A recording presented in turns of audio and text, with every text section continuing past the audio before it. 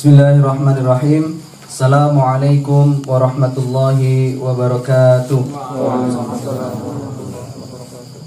Innal hamdalillah, segala pujian milik Allah, nahmaduhu, kita puji Dia, wa nasta'inuhu, kita mohon pertolongan kepada Allah Subhanahu wa taala, wa na'udzubillah, kita berlindung kepada Allah Subhanahu wa taala min syururi anfusina, dari kejelekan diri kita, wa min sayyiati a'malina, dari keburukan amal perbuatan kita. May yahdihillah, barang siapa yang Allah telah berikan petunjuk, fala mudhillalah, tidak ada satu orang pun yang akan menyesatkannya. Wa may yudhillahu, barang siapa yang Allah telah sesatkan, fala hadiyalah, tidak ada satu orang pun yang akan memberikan hidayah. Karena hidayah adalah kehendak Allah Subhanahu wa taala. Asyhadu an la ilaha illallah wa asyhadu anna Muhammadar Rasulullah. Saya bersaksi bahwasanya tiada Tuhan yang berhak, tiada ilah yang berhak disembah kecuali Allah Subhanahu wa taala. Dan saya bersaksi bahwasanya Muhammad adalah utusan dan hamba dan utusan Allah Subhanahu wa taala. Tak lupa salawat dan salam kita berikan kepada Nabi kita, Nabi Muhammad sallallahu alaihi wasallam. Mudah-mudahan di malam hari ini kita bermuajahah, berjumpa dengan bersolawat kepada Rasulullah sallallahu alaihi wasallam, kita diberikan syafaat beliau di yaumil akhir. Amin ya rabbal alamin. Alhamdulillah. Yang saya hormati Ustaz Mukhlis yang alhamdulillah sudah hadir.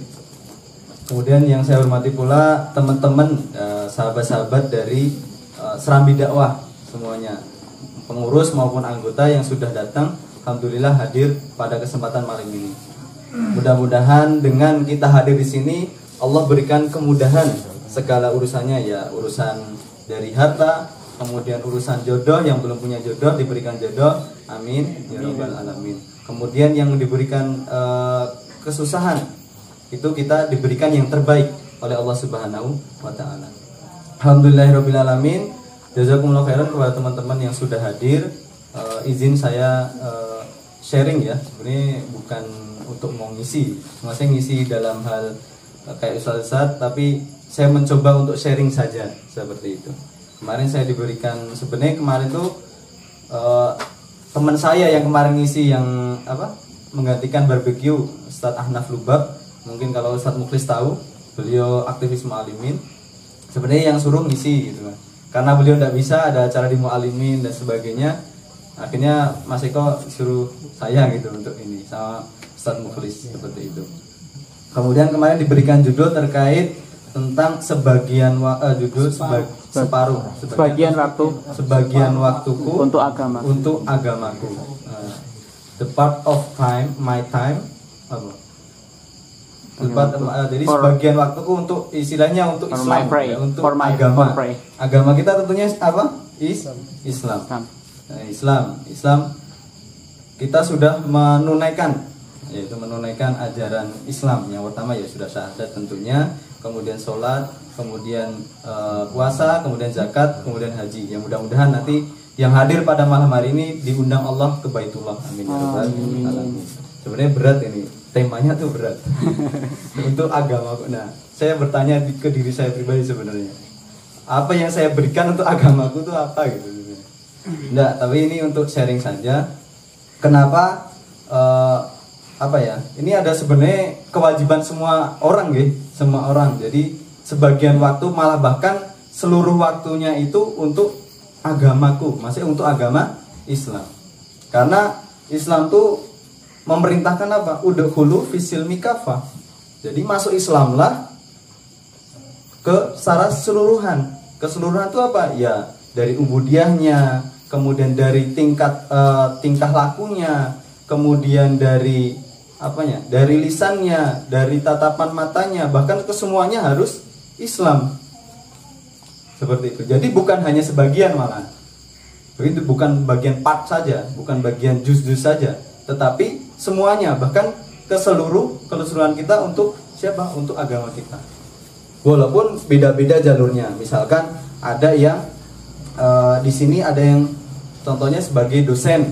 Nah, sebagai dosen ya dia berperan untuk Islam sebagai dosen. Bagaimana dia menyampaikan seluruh ilmunya, misalkan fisika, kemudian astronomi, matematika dan sebagainya.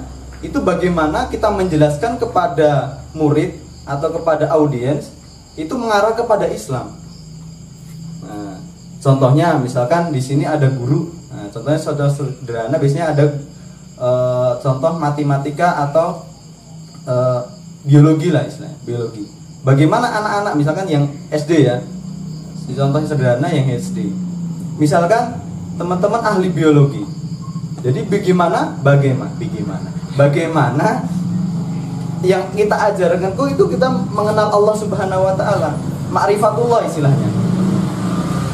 Wahai anak-anak, sesungguhnya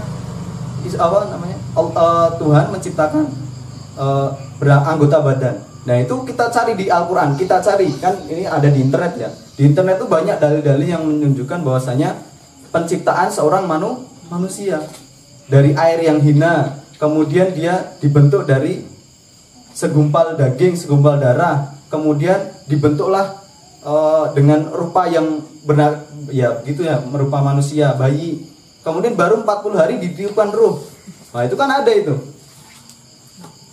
Terus bagaimana penciptaan bumi dan langit? Nah, itu udah astronomi masuknya. Gimana kok ada bumi? Terus buktinya apa? Nah, itu apa? Fungsinya untuk mendekatkan kita pada Allah Subhanahu wa taala. Kan itu hal yang sederhana sebenarnya. Nah, itu yang bermanfaat untuk apa? Yaitu tadi untuk menegakkan kalimat Allah Subhanahu wa taala. Kalimat Allah itu apa? Ya la ilaha illallah gitu. Dan semua itu mengemban amanah ini karena kita di awal sudah bersyahadat. Asyhadu alla ilaha illallah wa asyhadu anna Muhammadar Rasulullah. Aku sudah bersaksi bahwasanya Allah itu ilah, tiada Tuhan yang berhak disembah kecuali Allah. Kemudian aku bersaksi bahwasanya Muhammad ada rasulnya. Nah, itu pasti ada konsekuensinya. Konsekuensinya salah satunya ada apa? Menyeru kepada jalan agama ini. Agama kita kan tentu Islam, dinul Islam. Nah, perintahnya apa? Perintahnya di dalam surah An-Nahl atau surah Ali Imran ayat 104. Wal takum minkum ummatun yad'una ilal khair ya'muruna bil ma'ruf wa yanhauna 'anil munkar. Wal takum minkum, hendaklah ada di antara kalian ya'muruna bil ma'ruf, yaitu menyeru kepada kemakrufan. Ma'ruf itu apa? Kebaikan atau lemah lembut. Nah, kalau biasanya ini yang jurusan dakwah biasanya ada mengenal tentang perkataan, bagaimana pendekatan kepada audiens. Ya, ada qaulun ma'rufa itu untuk anak-anak, makanya di dalam Quran qaulun ma'rufa itu untuk wanita, lemah lembut. Bagaimana lemah lembut dengan perempuan. Kemudian ada qaulan sadida itu untuk para penguasa. Bagaimana maksudnya tegas gitu. Mengucapkan tegas kepada Fir'aun biasanya. Ya. Kemudian ada qaulan karima. Qaulan karima kepada siapa? Kepada bapak-bapak atau yang lebih tua daripada kita. Nah, dan sebagainya. Itu ada di dalam Quran. Nah, itu kita implementasikan. Nah, dari beranjak dari apa? Dari dakwah itu sendiri. Dakwah kan namanya menyeru. Dan dari ayat ini wa takum minkum ummatun yad'una ilal khair ya'muruna bil ma'ruf wa yanhauna 'anil munkar, dan mencegah dari kemungkaran. Nah, menurut ayat ini adalah sebenarnya mengartikan adalah hendaklah ada. Nah, ini apakah ini wajib? Nah, padahal bertentangan dengan ayat yang sebelumnya. Maksudnya bukan bertentangan, lebih menurut para ulama ada dua pendapat dari penafsiran wa takum minkum ummatun ini surat Ali Imran ayat 104 kalau nggak salah. Itu yang pertama adalah pendapat yang dulu pernah saya jelaskan juga di sini. Kalau kita yang pertama adalah pasti semuanya adalah kewajib. Hukum dakwah atau menyeru itu adalah wajib. Nah, wajib di sini apakah itu fardu kifayah atau fardu ain? Fardu kifayah itu apa? Kewajiban yang apabila yang satu sudah melaksanakan yang lain enggak. Berarti libat sebagian. Kalau yang satunya adalah kafah seluruhnya, keseluruhan. Nah, ini yang pendapat yang benar siapa? Pendapat yang disampaikan oleh Ibnu Katsir. Ibnu Katsir bisa dilihat tafsir Ibnu Katsir surah Ali Imran ayat 104. Di sana dijelaskan bahwasanya tafsir ini bukan sebagian, tapi keseluruhan. Kenapa mengambil dalil ini? Karena dia berpedoman atau berpijak kepada hadis Rasulullah SAW. Man ra'a minkum mungkaron falyughayyir biyadi. Barang siapa melihat suatu kemungkaran, falyughayyir, maka ubahlah biyadi, dengan tangannya. Maksudnya tangan di sini adalah dengan apa? Dengan kekuasaan. Nah, ini tugasnya para pemimpin seharusnya ini. Falyughayyir biyadi. Fa illam tastati, maka jika kalian tidak mampu. Nah, apa kita mampu? Apa kita jadi pemimpin? Paling enggak kalau kehidupan sederhana itu di keluarga. Jadi kita kan sebagai pemimpin biasanya yang punya istri, yang punya anak, itu kita bisa mengubahnya dengan tangan. Masih tangan, bukan mukul ya, bukan mukul dan sebagainya. Tapi dengan apa? Menunjukkan kepada jalan yang benar. Seperti itu. Fa ilam tasati, apabila kamu tidak mampu, fabilisani, dengan lisan, dengan lisanmu. Dengan lisanmu dengan apa? Dengan ucapan mengingatkan. Biasanya dengan sejawat teman-teman yang berkumpul di sini, biasanya yang seumuran lah. Biasanya seumuran. Seperti itu.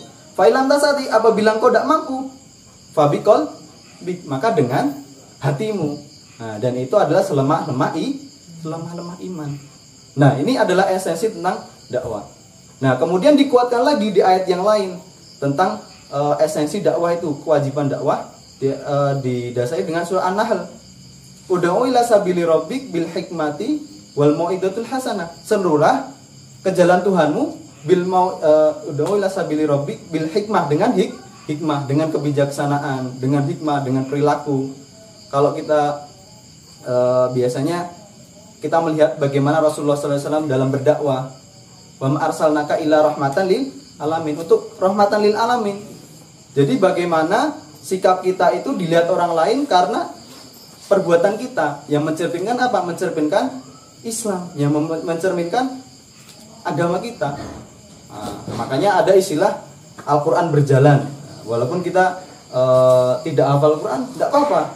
Yang penting kita sudah memahami atau berusaha untuk mengamalkan Quran, seperti itu.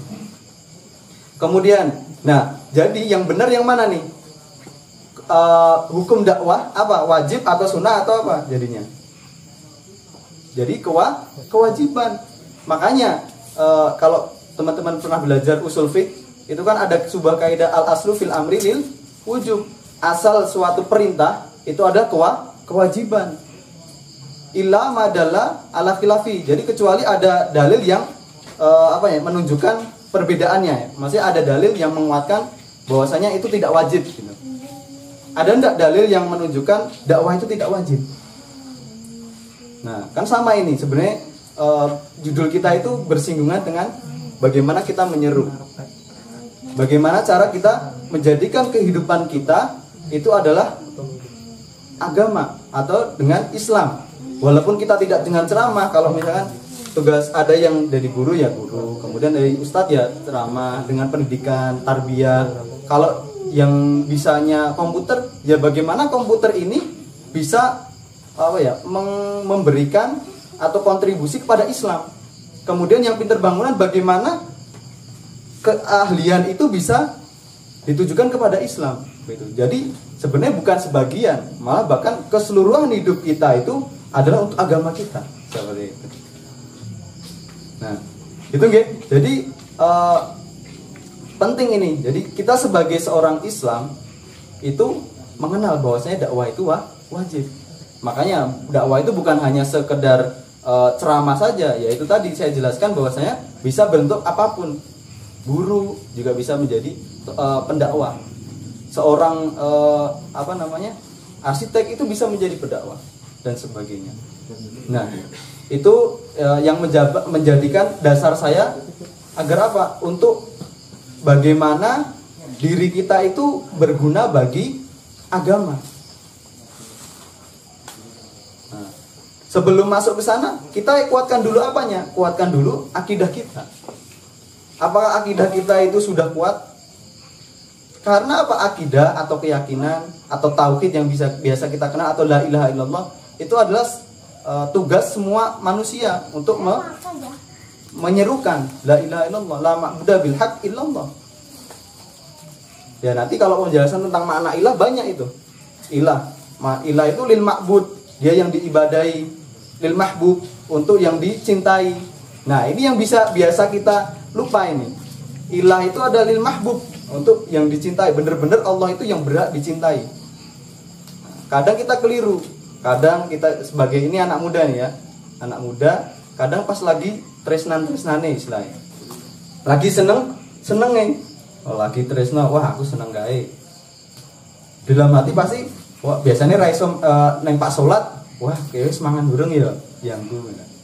Kayak wis turu durung ya. Jadi kayak kayak nggak tenang gitu hatinya. Jadi hatinya itu sudah terpenuhi. Kalau di Darut Tauhid itu biasanya dijelaskan bahwasanya hati itu sudah istilahnya apa ya, terkontaminasi lah. Semuanya itu isinya bukan Allah. Padahal di dalam hati seharusnya yang paling kita utamakan siapa? Allah. Karena kita sudah bersyahadat, asyhadu alla ilaha illallah, asyhadu anna muhammadar rasulullah. Tapi di dalam kehidupan sehari kita lupa. Itu hal untuk kecintaan.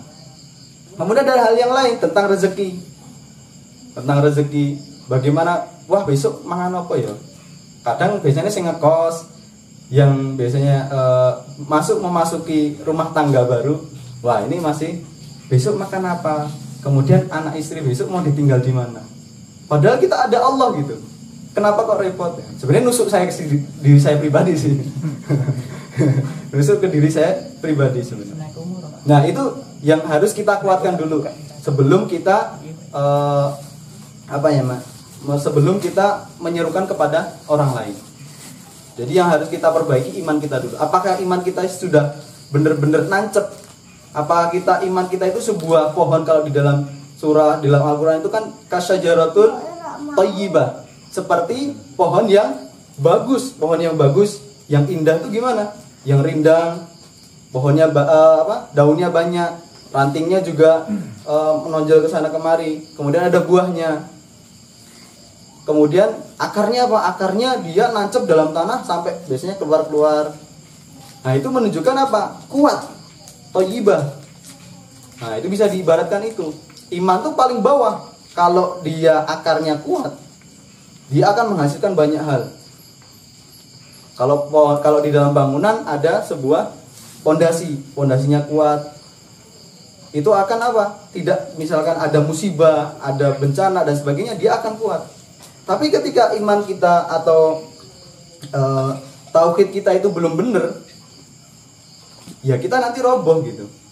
Ya walaupun sholat kita bagus, kemudian puasa kita bagus, tidak ada jaminan. Nah ini ada sebuah kisah. Ada sebuah orang soleh yang di mana dia saya lupa siapa namanya. Jadi ada orang soleh yang di akhir hidupnya dia itu ini bermula dari dia tidak berbakti kepada orang tua. Ada seorang yang dia itu sholatnya bagus, kemudian dia ibadahnya bagus. Yang satu dia ingkari adalah berbakti kepada orang tua. Ketika dia sholat dipanggil, tolong ini wa ibu saya. Dia diem. Sampai berapa kali dia diem, masih sholat. Sholat dalam menunaikan sholat. Tapi akhirnya apa? Dia didoakan oleh ibunya agar apa? Wah ini seorang yang durhaka, seorang yang tidak menaati orang tua. Saya doakan mudah-mudahan di akhir hidupnya bakal ketemu dengan seorang pelacur. Nah ini dari yang tidak bisa menjamin bahwasanya kita di akhir hidup kita itu bakal lurus terus, maksudnya bakal mendapatkan hidayah. Makanya di awal tadi Allah itu kalau memberikan suatu hidayah tidak akan ada seorang pun yang menyesatkannya. Namun kalau ketika dia sudah disesatkan oleh Allah Subhanahu wa taala, maka tidak ada yang menjamin Allah memberikan hidayah. Seperti orang ini, orang soleh tadi ini, dia perantaranya lewat siapa? Tidak berbakti orang tua. Kemudian dia didoakan. Akhirnya di akhir hayatnya dia menemukan bertemu dengan pelacur. Padahal pelacur ini adalah berzina dengan tukang kebun atau siapa gitu. Ini mungkin teman-teman sudah pernah dengar cerita ini.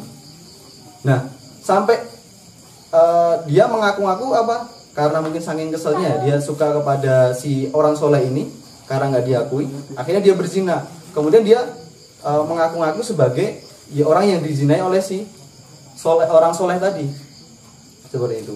Nah sampai dia akhir hidupnya dia itu tidak bisa mati, ya antara mau mati enggak, mau hidup juga enggak, jadi setengah-setengah. Dia sakaratul mautnya itu setengah-setengah gitu. Dan bagaimana maksudnya bagaimana rasanya sakaratul maut? Padahal Rasulullah SAW menggambarkan bahwasanya kayak ditusuk-tusuk. Itu sakaratul maut. Jadi istilah apalagi orang yang di akhir hidupnya tidak beribadah kepada, maksudnya dia melakukan maksiat kepada Allah Subhanahu wa taala. Makanya dalam suatu hadis ada seorang manusia yang di akhir hidup dia itu awalnya orang soleh, sehingga dia dengan surga itu antara satu jengkal, deket banget, satu jengkal. Mungkin ada yang sudah mungkin dengar hadis ini, masyhur sekali. Dia satu jengkal, tapi takdir Allah mendahului. Akhirnya dia mengamalkan amalan ahli neraka. Kemudian yang satunya, ya tadi mengamalkan ahli neraka di akhir hidupnya, akhirnya dia masuk neraka. Kemudian yang satunya, dia hidupnya adalah bermaksiat kepada Allah. Antara dia neraka itu sama, satu jengkal. Tapi akhirnya apa? Akhirnya takdir Allah mendahului. Dia di akhir hidupnya adalah tobat kepada Allah Subhanahu wa taala, mengamalkan amalan ahlul jannah. Akhirnya dia masuk surga. Nah, ini membuktikan apa teman-teman? Membuktikan hidayah itu belum tentu kita sampai akhir hayat kita. Makanya di dalam surah Al-Fatihah kita berdoa, ihdinas siratal mustaqim. Tunjukkanlah kami jalan yang lurus. Nah, itu teman-teman. Jadi harus imbang ya. Maksudnya harus imbang ketika kita memondasikan kita kepada iman, kemudian kita menyuruh kepada Allah, kita bukan hanya melihat senangnya aja. Gambaran di dalam surah An-Naba itu tentang bagaimana surga yang mengalir di bawahnya sungai-sungai. Bukan hanya itu aja, tapi kita juga melihat sisi dari azab atau sisi peringatan. Nah, itu sehingga apa? Sehingga hidup kita itu agar bermanfaat. Nah, itu dari mulai fondasi iman, kemudian kewajiban berdakwah, menyeru bukan hanya ngomong seperti pidato dan sebagainya, tapi kita keamalan yang pintar ekonomi, yang membangkitkan ekonomi Islam bagaimana seperti itu. Nah, itu sih yang mungkin menjadi motivasi saya khususnya ya, ketika mungkin di sini juga, kemudian di manapun teman-teman berada, itu menjadi landasan teman-teman untuk apa? Untuk bermanfaat. Salah satunya nanti masuk pada kemanfaatan. Kalau kita sudah bagus, diri kita sudah bagus, maka kita harus menyiarkannya. Itu khairunnas anfa'um linnas. Untuk sebaik-baik manusia agar bermanfaat kepada manusia yang lain, seperti itu. Nah, itu mungkin yang bisa saya sampaikan terkait judul sebagian agamaku untuk sebagian agamaku, separuh agamaku, separuh waktuku untuk agama. Nah, makanya bukan hanya separuh sebenarnya, bahkan keseluruhan. Untuk apa? Untuk menegakkan lillahi kalimatillah. Karena janji Allah pasti nanti Islam akan jaya kembali. Kalau kita membahas tentang sejarah, yakin tidak teman-teman besok Islam mau jaya kembali? Yakin, harus yakin. Itu adalah bisyarah dari Rasulullah SAW. Kita hidup di 5 masa. Jadi Islam itu ada di 5 fase. Fase yang pertama fase kenabian. Apa kita merasakan? Tidak. Nah, itu sudah berakhir. Kemudian fase yang kedua adalah fase alamin haji nubuwah, yaitu garisnya masih menggunakan metode Nabi Muhammad. Jadi metode nubuwah. Kemudian yang ketiga adalah mulkan jabariyah atau mulkan adon ya. Yang ketiga itu kalau nggak mulkan adon atau mulkan jabariyah. Jadi raja yang menggigit. Dimulai dari mana? Dari Muawiyah. Maksudnya terangkatnya Muawiyah menjadi seorang raja. Jadi bukan khalifah, padahal perintahnya khalifah, tapi sistemnya adalah sistem kerajaan. Nah, dari mulai situ adalah dinamakan mulkan jabariyah atau mulkan adon. Saya lupa namanya. Nah, baru yang keempat, nah ini adalah mulkan adon, ya itu kebalik ya atau enggak. Jadi raja yang menggigit adon istilahnya raja yang sewenang-wenang. Nah, kalau fase yang ketiga itu kan dari Muawiyah sampai runtuhnya Turki Utsmani. Nah, dari Turki Utsmani tahun berapa runtuhnya Turki Utsmani? 1924. Ini apa, Hijriah atau Masehi? Masehi. Karena sekarang masih 1400 ya. 1400. Nah, ini masih baru atau udah lama? Masih baru, teman-teman. Masih baru gitu. Berarti kan masa kejayaan Islam itu sudah masih terhenti itu sejak kapan? 1924. Nah, sistem apa namanya? Kekhalifahan atau kan dulu terpusat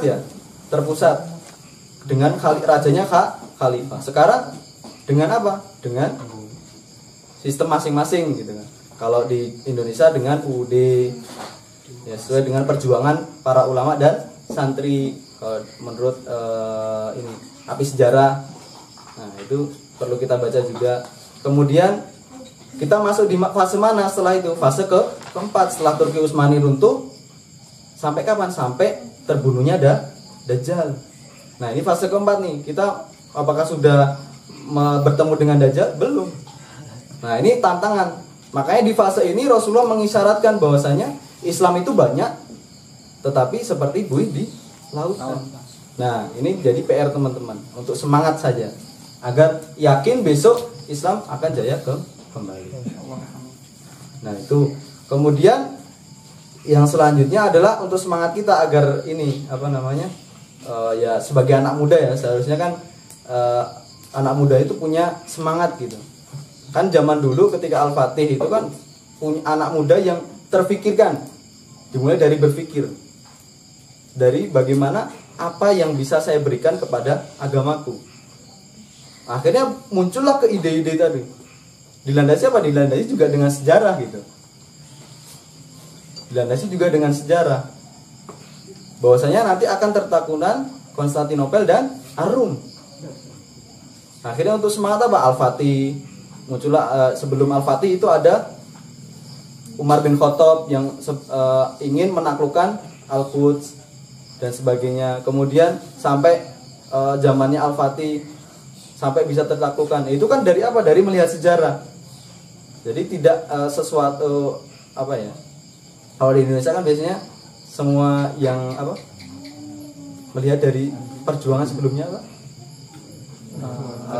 Jadi seseorang itu bagus ketika melihat perjuangan sebelumnya, melihat perjuangan para pahlawan sebelumnya. Nah, kita melihat bagaimana para pahlawan Islam itu bisa membuat apa ya? Bisa sampai memberikan kemenangan tadi itu.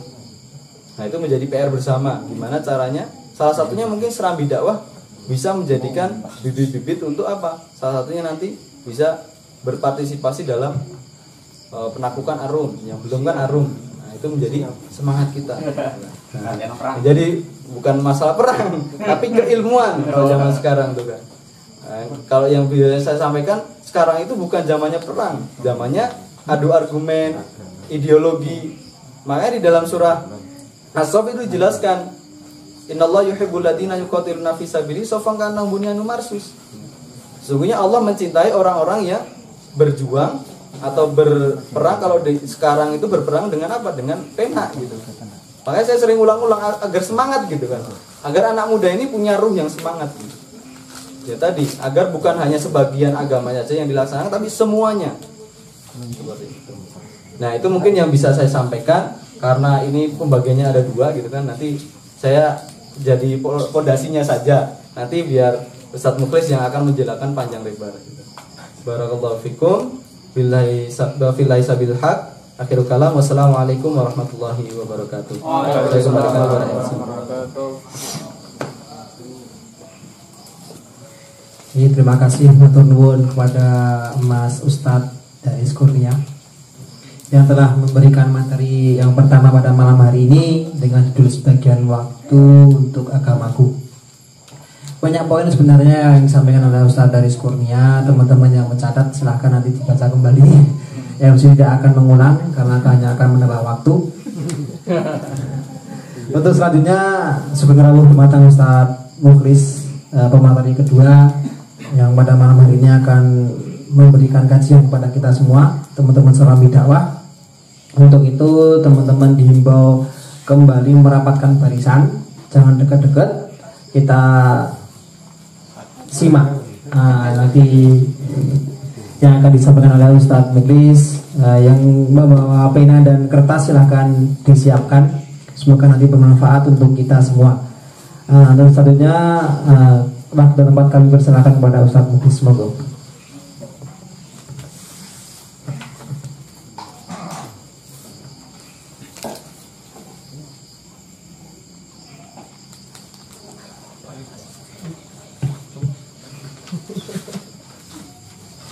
Assalamualaikum warahmatullahi wabarakatuh. Alhamdulillahi wa syukrulillah, wala haula wala quwata illa billah. Asyhadu an la ilaha illallah wahdahu la syarikalah, wa asyhadu anna Muhammadan abduhu wa rasuluhu la nabiyya wala rasula ba'dah, amma ba'd. Yang saya hormati Ustaz Daris dan sekaligus memberikan selamat kepada beliau atas prestasi kesarjanaan yang telah beliau dapatkan. Karena konon katanya tidak semua mahasiswa itu bisa menyelesaikan. Paling bius banget teman-teman. Menyelesaikan tugas akhirnya dengan baik, karena dengan bagai dan banyak cerita, mungkin karena dirinya sendiri, mungkin karena dosennya, mungkin karena faktor yang lainnya, wallahu a'lam. Tapi kalau ditanya mahasiswa semester berapa mas? Semester terakhir. Terakhirnya? Semester berapa? Terakhir. Alhamdulillah. Selamat sekali lagi Ustaz Daris. Terus Mas Eko yang baru saja datang, insya Allah langsung sambung ya, karena yang punya tuan rumah ya,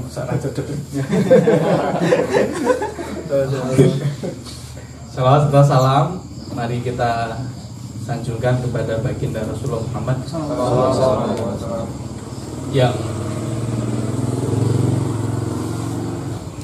beliau di dalam pemahamannya Imam Asy-Syafi'i, kemudian karena ini hubungannya dengan waktu gitu ya, di dalam sebuah pendapatnya Imam Syafi'i beliau menyampaikan andai kata Al-Quran itu hanya diwakili dengan surat Al-Asr, ya teman-teman insyaallah semua, wal asri innal insana lafi khusrin illal ladzina amanu wa amilus solihati wa tawasaw bil haqqi wa tawasaw bis sabr, itu sudah cukup. Nah, itu satu pendapat. Nanti insyaallah banyak pendapat yang lain, tapi beliau berpendapat dari surat Al-Asr ini mewakili cakupan apa yang sebelumnya ingin Al-Quran sampaikan.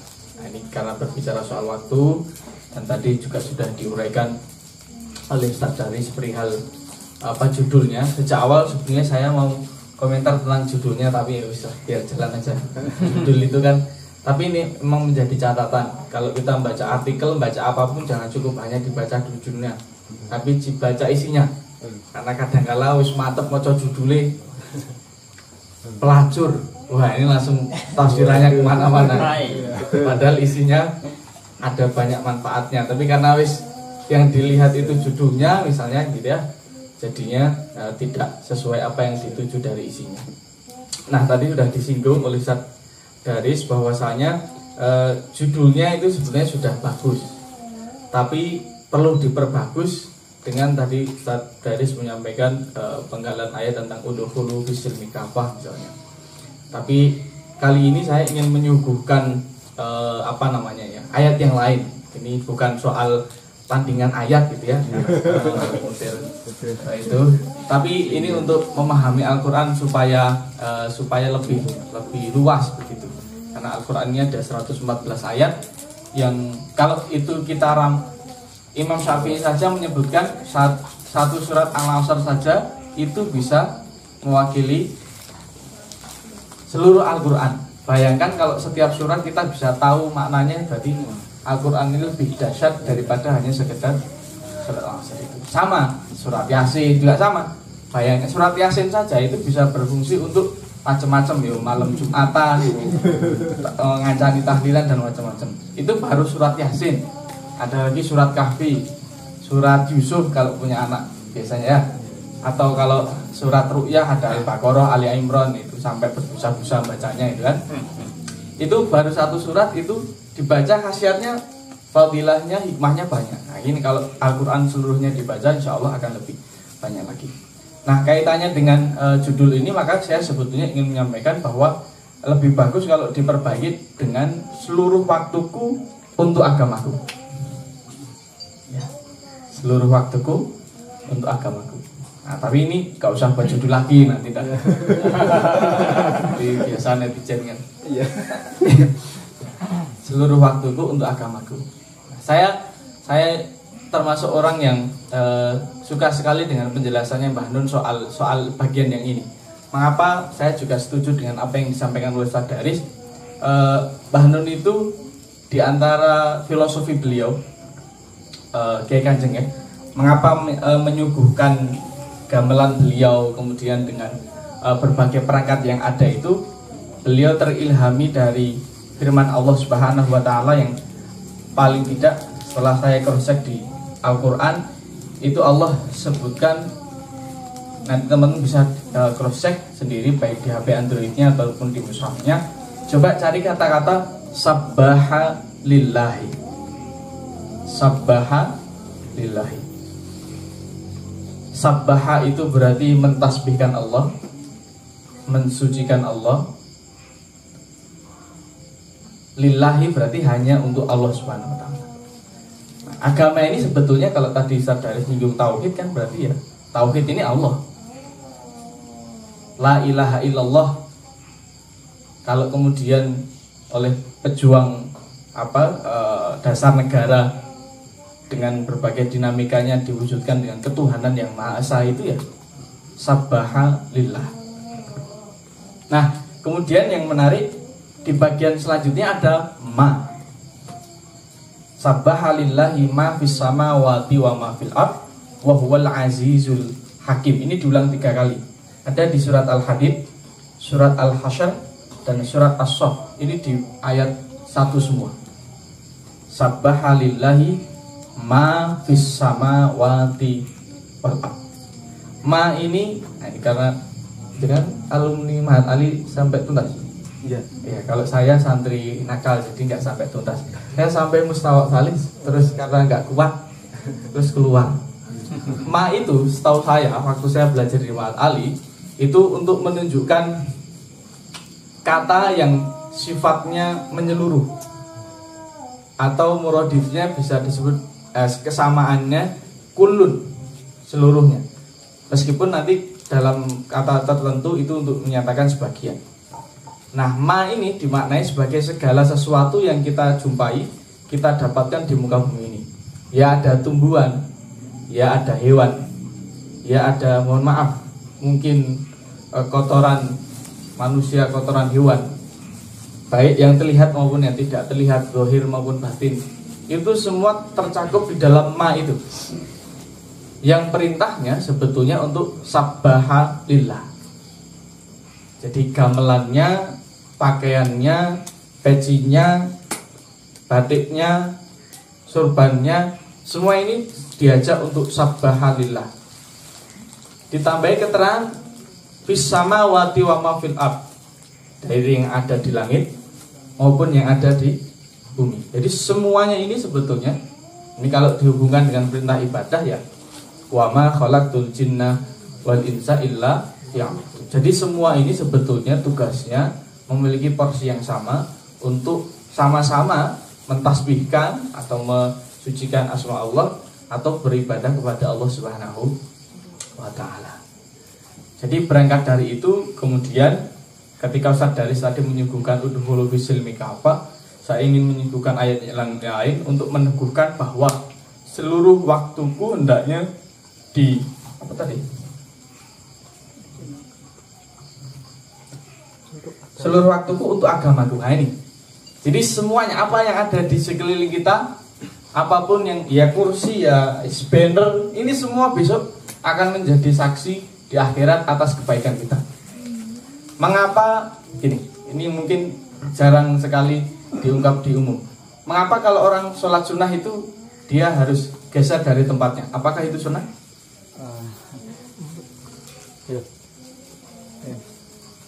Apakah itu sunnah? Nabi mencontohkan? Ya. Di dalam bacaan buku yang saya dapatkan, Nabi belum pernah mencontohkan itu sholat sunnah pindah dari tempatnya. Lalu itu amalan siapa? Meniru. Itu adalah apa yang dilakukan oleh sahabat. Di keterangan hadis yang lain, kalau kita sholat ini tempat sujud kita, terus apa yang melekat di badan kita itu kan nanti di akhirat akan menjadi saksi.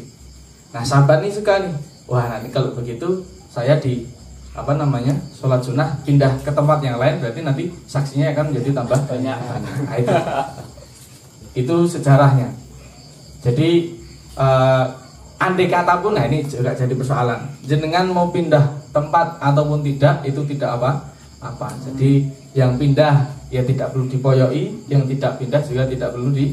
Nah ini fikih ini. Ini tak sambungan sedikit tentang fikih. Karena fikih ini beragam. Nah kembali kepada soal seluruh waktuku untuk agamaku tadi, maka itulah apa yang perlu saya sampaikan. Pertama soal sabbahalillahi ma fis samawati wa ma fil ard wa huwal azizul hakim. Jadi seluruh potensi yang kita miliki ini hendaknya dibawa untuk sabbahalillah, untuk mensucikan, mengagungkan asma Allah Subhanahu wa taala. Yang kedua, ini nanti teman-teman IPM biasanya. Ayatnya kan Iqra bismi rabbikal ladzi khalaq. Di sana Allah menggunakan kata Iqra. Yang kalau saya tidak keliru, di situ belum memunculkan objek kan. Biasanya kalau ada kata kerja, ada objeknya nih. Saya memukul. Nah, memukul apa? Memukul Mas Daris misalnya. Dari sini sebagai objek. Kalau di situ kan Iqra bismi rabbik, bacalah, hanya diberikan syarat bismi rabbik alladzi khalaq. Iqra bismi rabbikal ladzi khalaq, yang menciptakan. Jadi bacaannya ini, apa yang dibaca itu juga luas. Maka di dalam agama ini pun nanti juga yang dibaca harus luas. Tadi Mas Daris nyinggung yang punya kompetensi di bidang ekonomi, di bidang apapun, di bidang pemerintahan, yaitu dimaksimalkan untuk menyebut asma Allah Subhanahu wa taala. Di pasar, dimanapun kita berada, itu digali potensinya untuk mendapatkan kesempurnaan di dalam Islam itu sendiri. Nah, kalau di bagian yang ayat yang lain, misal Allah sebutkan. Tapi sebelum saya lanjutkan ke sana, seringkali Islam ini saya menggunakan bahasa yang kadangkala sering disebut dengan liberal. Islam ini sering dilihat hanya sebagai formalitas. Mohon maaf.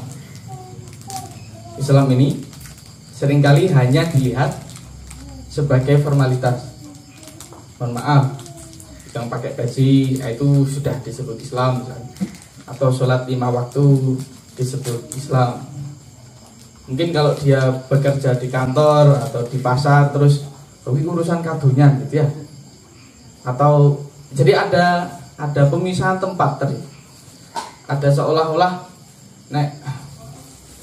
kalau sudah berbau Islam tuh ya seolah-olah dia meninggalkan dunia, ada dikotomi, ada pemisahan. Kalau dia sudah ngurusi dunia, seolah-olah dia akan menjadi orang yang paling pendosa sampai di hari akhir. Nah, makanya di situ harus kita luruskan juga dengan firman Allah Subhanahu wa taala di bagian surat Al-Qasas ayat 77. Di Al-Alaq sudah. Al-Qasas ayat 77 ini Allah tegaskan dengan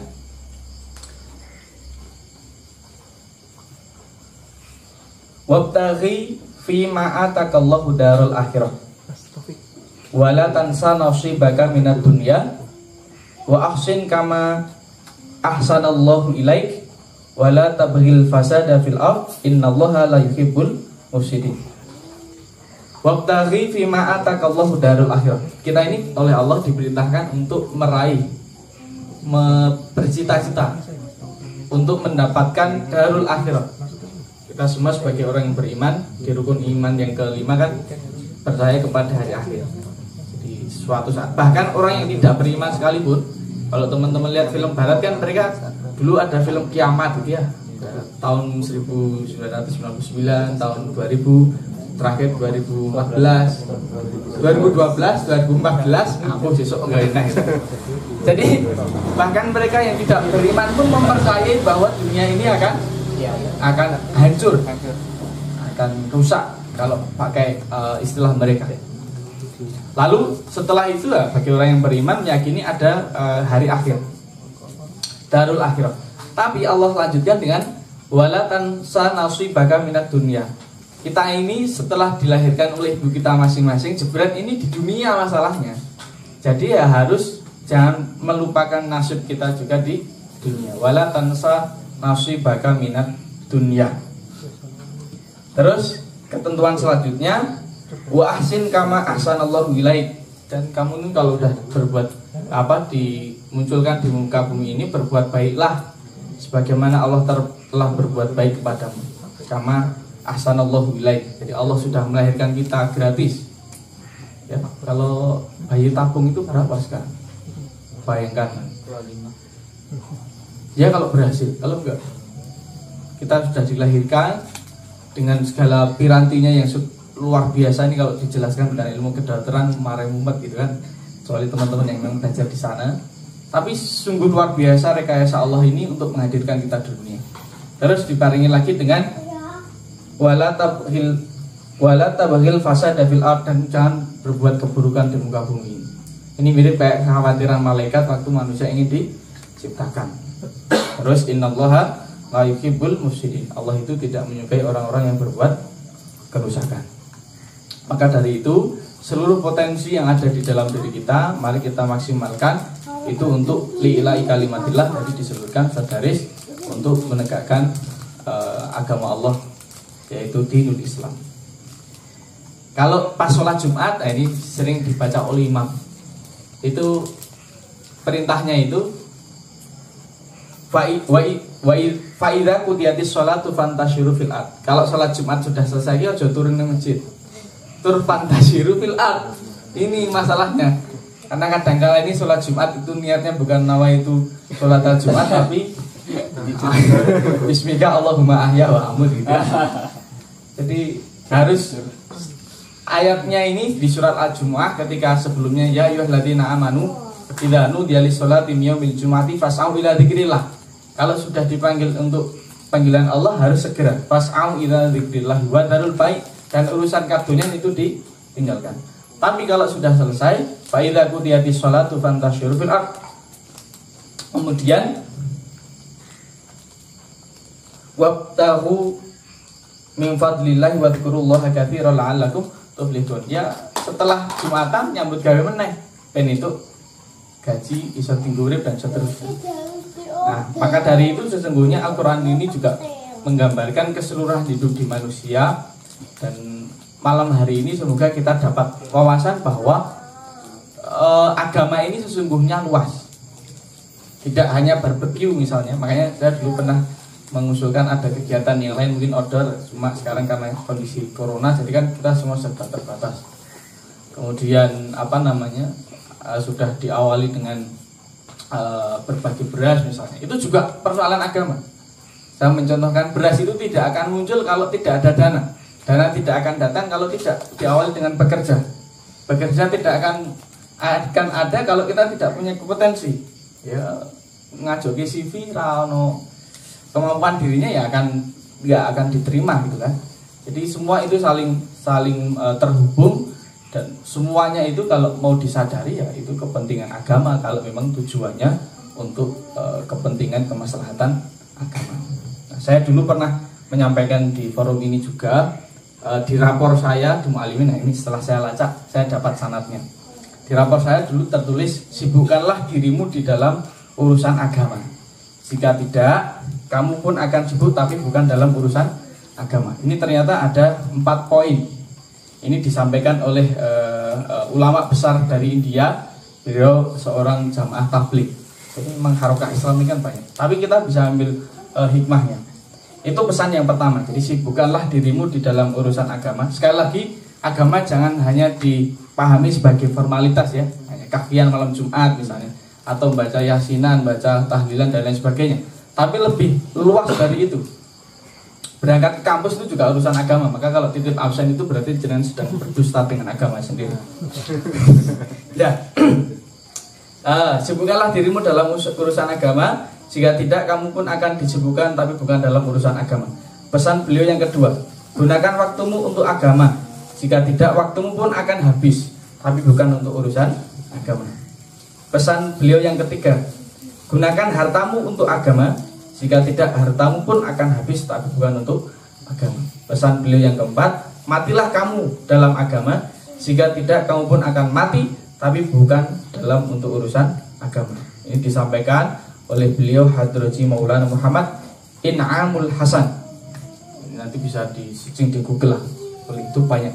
Beliau ulama besar di tahun 1960-an sampai 1990-an. Itu imam besar jamaah tabligh dari India. Ya jangan dilihat pakaiannya, tapi dia kan khudil hikmah. Jadi ambil hikmahnya.